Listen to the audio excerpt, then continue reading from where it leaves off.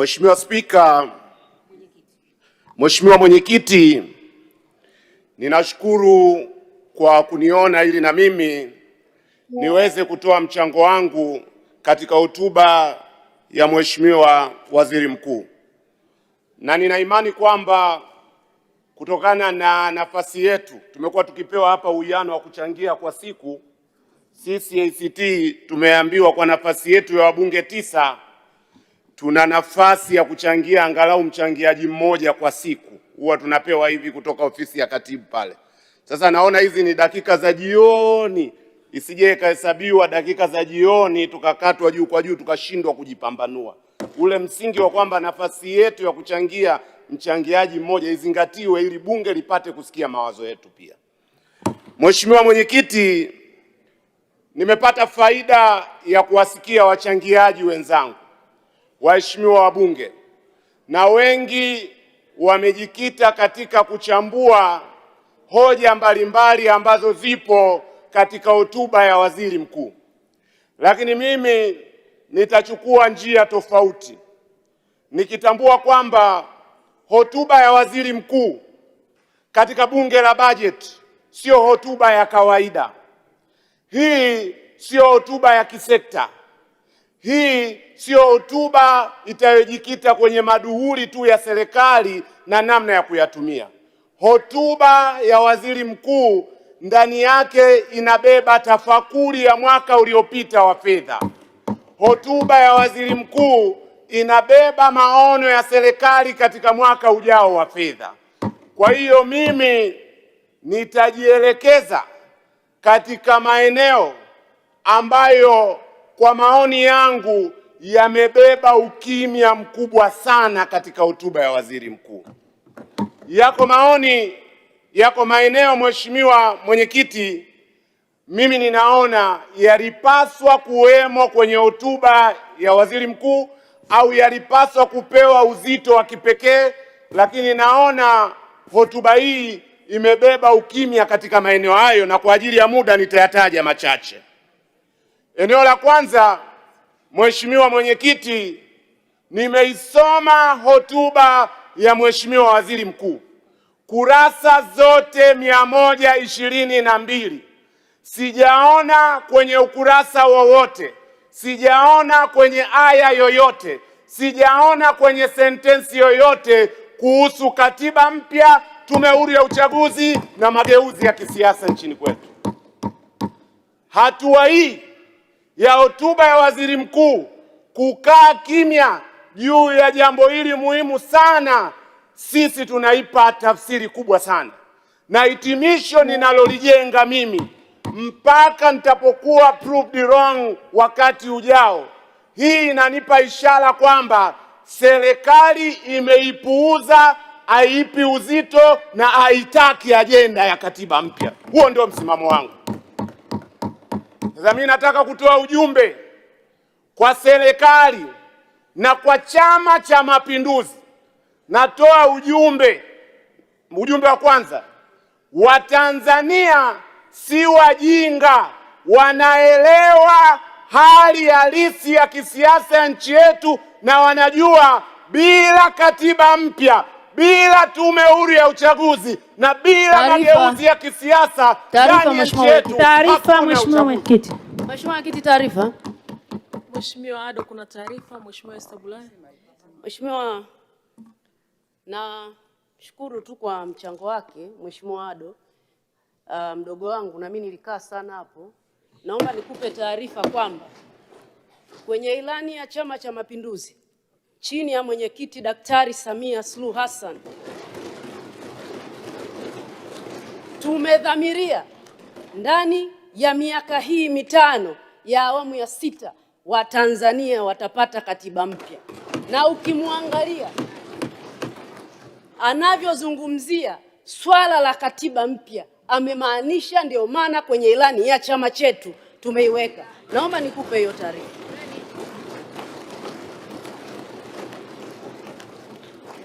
Mheshimiwa Ado, unaipokea taarifa hii? Taarifa nyingine Mheshimiwa. Mheshimiwa Mwenyekiti, taarifa ya Mheshimiwa Bulaya siipokei, na siipokei kupitia hoja yangu namba 2 ambayo nilikuwa naelekea kuitaja. Ujumbe wangu kwa serikali na Chama cha Mapinduzi, ujumbe namba 2: katiba mpya sio ajenda ya CCM. Katiba mpya sio ajenda ya serikali. Katiba mpya ni ajenda na mali ya Watanzania. Ukimya huu katika hotuba ya waziri mkuu unamaanisha serikali imeihodhi ajenda hii.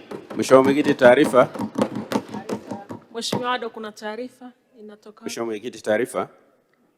Mtoa taarifa yuko wapi? Mheshimiwa Mwenyekiti, naomba kumpa taarifa Mheshimiwa Ado kwamba serikali iliyoko madarakani ni serikali ya Chama cha Mapinduzi na inatekeleza ilani ya Chama cha Mapinduzi. Kwa hakuna namna tutofautisha Chama cha Mapinduzi na serikali iliyoko madarakani na Watanzania. Asante. Mheshimiwa Ado, unaipokea taarifa hiyo? Siipokei taarifa hiyo. Sijasema serikali mali ya nani, hilo ni somo jingine la katiba, mkufunzi yuko pale.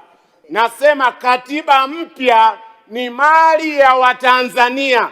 Watanzania wana haki kwenye hotuba kama hizi zinazobeba maono kujua mchakato wao wa katiba mpya unakwenda wapi. Taarifa Mheshimiwa Mwenyekiti. Taarifa Mheshimiwa Mwenyekiti.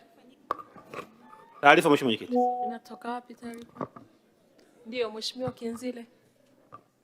Mheshimiwa Mwenyekiti, kwanza nakubaliana na Mheshimiwa mchangiaji kwamba katiba mpya ni mali ya Watanzania. Lakini pia namkumbusha mali za Watanzania ni pamoja na ardhi, fedha na vinginevyo. Na kwa sasa mwenye mkataba wa kuvisimamia ni serikali, na serikali ya sasa ni ya CCM. Kwa hiyo huwezi kuvitenganisha. Mheshimiwa Ado, unaipokea taarifa hiyo? Sipokei taarifa hiyo, na kwa sababu naona nakuhamishwa hapa gari na sanasa, niache ajenda hiyo, ujumbe umefika. Ajenda ya pili ambayo naona ni ukimya kwenye hotuba ya waziri mkuu: vita dhidi ya ufisadi, rushwa na ubadhirifu. Sijaona kama imepewa kishindo kinachostahili.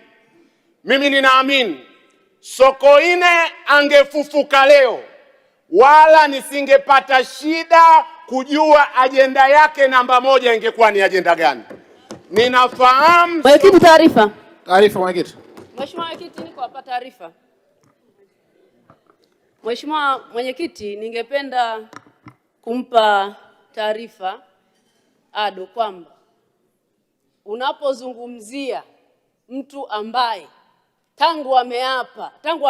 tumemthibitisha kwenye bunge hili kwa kinywa chake, kwa vitendo, kuzungumzia masuala ya ufisadi na kukemea ubadhirifu na kukemea uzembe, ni Waziri Mkuu Daktari Mwigulu Nchemba.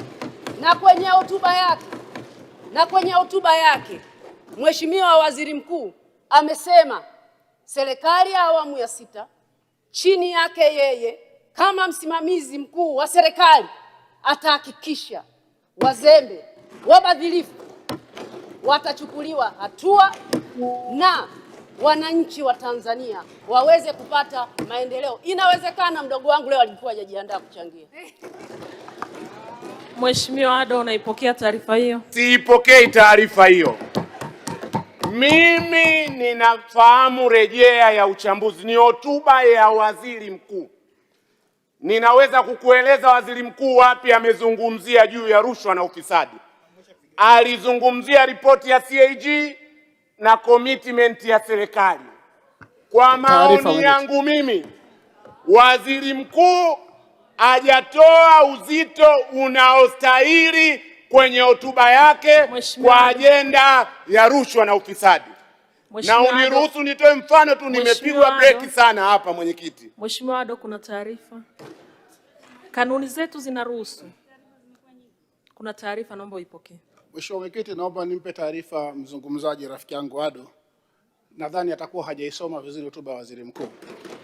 Ukisoma hotuba ya Waziri Mkuu, Mheshimiwa Mwenyekiti, kwenye eneo lote alilozungumzia utekelezaji wa shughuli za serikali, ameeleza kuhusu vita dhidi ya rushwa na ufisadi kwa ujumla, lakini ameeleza kwenye maeneo mahususi.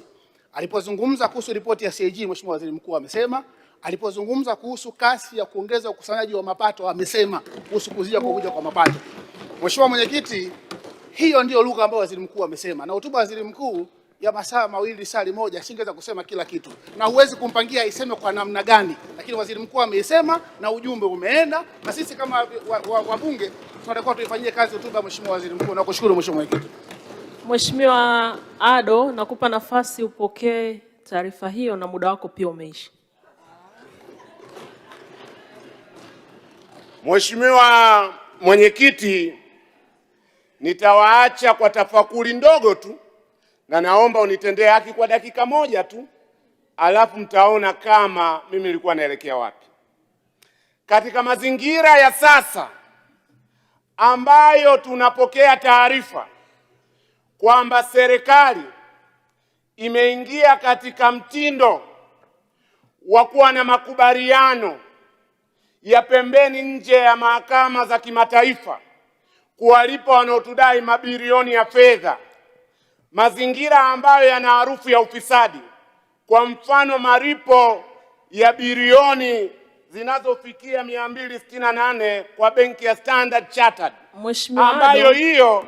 Mheshimiwa Ado, muda wako ulishaisha. Kwa hiyo kuhusu taarifa na muda, mimi ninavyoyaona mazingira ya ufisadi nchini, sijaridhika na uzito ambao Waziri Mkuu ameuweka kwenye hotuba yake kwa ajenda ya ufisadi. Mengine tutachangia kwa maandishi.